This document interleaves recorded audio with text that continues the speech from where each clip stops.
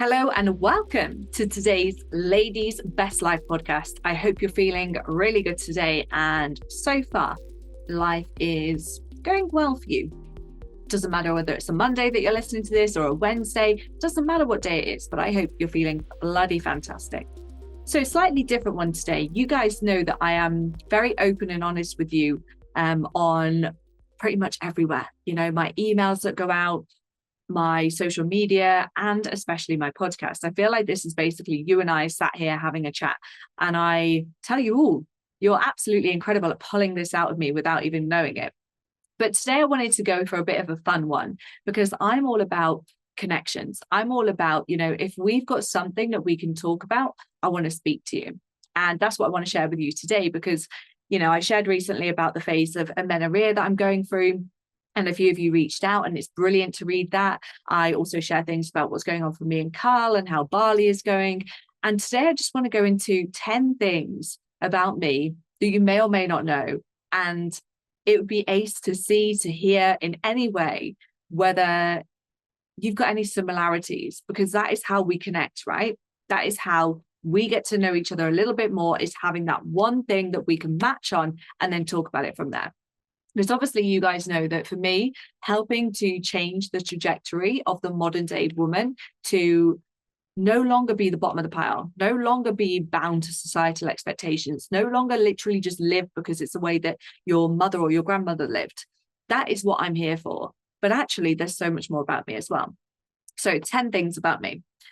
First one, obviously, I'm recording this from Bali. For any of you who follow me on socials and have been actually listening on the podcast. And so you can probably tell that travel is the thing that's high up on my list. For me, this started from a very young age. I think I went on a plane for the first time with my mum at 6 months old. And I've just never been like, I basically can't go a year without going away. I'm really fortunate now to have a career that I fucking love, but also that enables me to travel. And that's why when I was single, it was really important to me that the person that I was connecting with could also travel as well. And obviously I've got that now, and it's fucking incredible because we're both super passionate about what we do. And we're both super passionate about traveling, experiencing and living life. And obviously, if we do go down the route of starting a family, that's going to probably get quite a lot trickier. So we really do want to do this kind of like pre-baby blowout and make sure that we are living life to the full whilst we can. Because I'm sure maybe, I have no idea, traveling could still happen with children in tow, but I can imagine it's going to be a little bit more complex. So massively living it up. So for me, freedom and exploration to go and travel are probably number one for me, absolutely number one. The second thing about me is potential. So from a very young age, I have always wanted to do well. But I actually think behind that in my earlier years, especially in my fucking teens, was all about fitting in rather than excelling, even though I completely bossed my GCSEs and also when I went to college as well. When I get my teeth stuck into something, so for example, when I was at college, even though I was still being an absolute fucking party animal, and I don't know how I got 3 Bs, but because I had autonomy over what I chose, so I did health and social care double, psychology and sociology, and I fucking loved them. I absolutely loved it. So that meant that even though for 3 days at the weekend I was gone, like I was an absolute nightmare to be fair, but hey, I still had energy and passion and desire to learn my craft at the time. And for me, I think although when I was younger it's very much about fitting in, like I used to smoke, I drank, I took drugs and that was all just to fit in, right? Because I wanted to be loved and accepted by other people. Excuse me.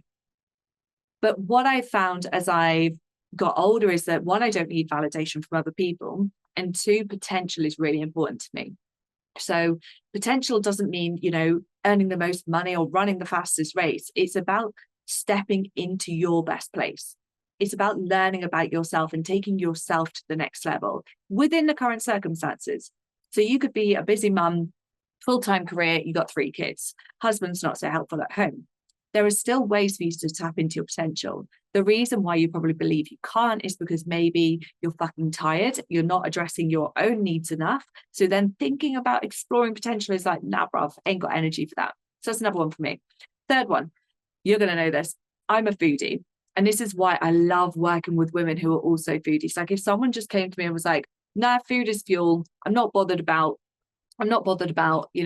meals out or celebrating with food, or, I don't care if the avocado and eggs taste significantly better because you have this on that on it, then I'm probably not going to be the right coach for you. But for me, I'm just such a foodie. Like when me and Carl were talking about, I think we're a week away from coming to Bali, and we were like, what I said to him, what are you most excited about? And he was like, experience, I'm going to go see this, I'm going to go see that.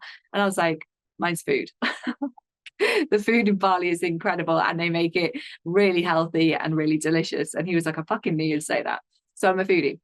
The next one is an animal lover. Obviously, I'm dog mum to Rodney, and I still am dog mum. For any of you who are questioning it, which I've had so many fucking messages about it, it's mad.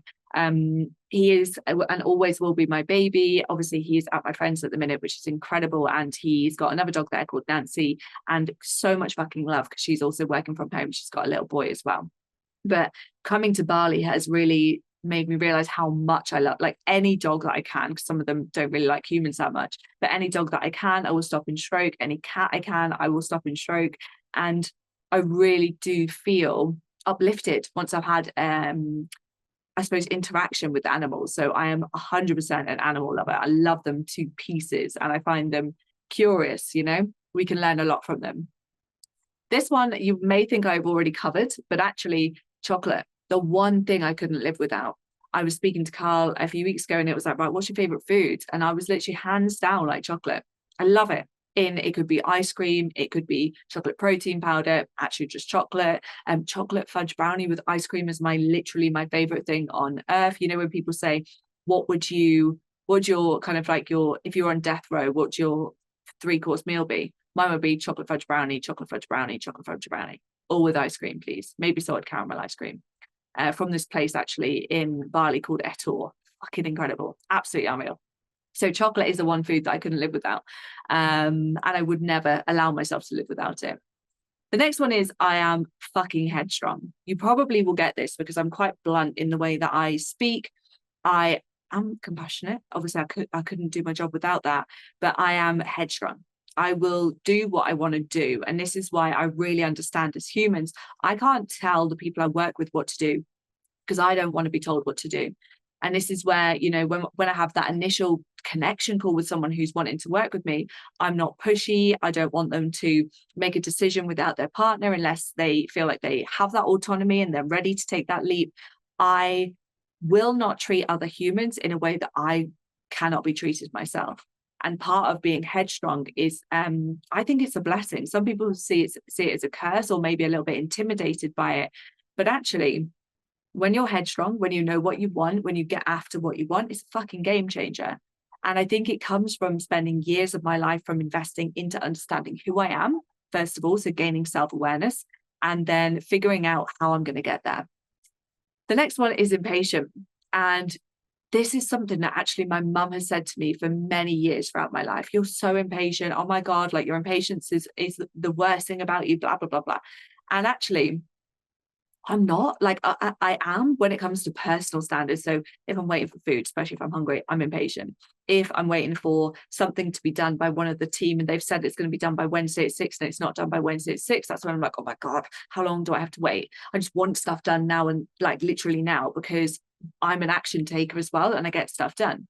But actually, when it comes to coaching club, and I hope this transfers to children when we have them, but when it comes to coaching club, I am so fucking patient because I don't have expectations and I understand the journey is hard. We've simplified it in as many ways as possible, but it's not an easy journey, It requires so many things of change, so many processes of change. And actually, I respect that, So when it comes to coaching, I am so fucking patient. And I love that about me because it wasn't until I stepped into the coaching realm that I really got to see that actually, yes, I am impatient in a lot of situations, like queuing for me is a nightmare, but I'm actually where I need to be. I'm as patient as a saint. So have that, mum. The next one is I love a spa. So a couple of weeks ago, actually, we went to a spa and went for a facial. Luckily, we were told in advance because our friends went and they had a facial that's like a dead skin be gone one, right? Luckily, they told us it was quite painful. And we were like, yeah, whatever, fuck it, it'll be fine. It was a blackhead extraction. Oh my God. Oh my God. I literally felt like she was trying to dig out my face.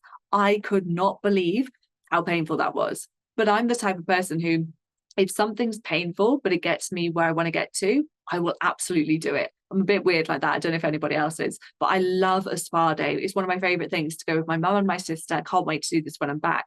And go for a spa day and literally put your fucking robe on, go and be treated like a queen for the day and just chill. It's insane. I love it. The second to last point is I'm curious to learn how to do more, how to be more, how to evolve more. So this is similar to potential.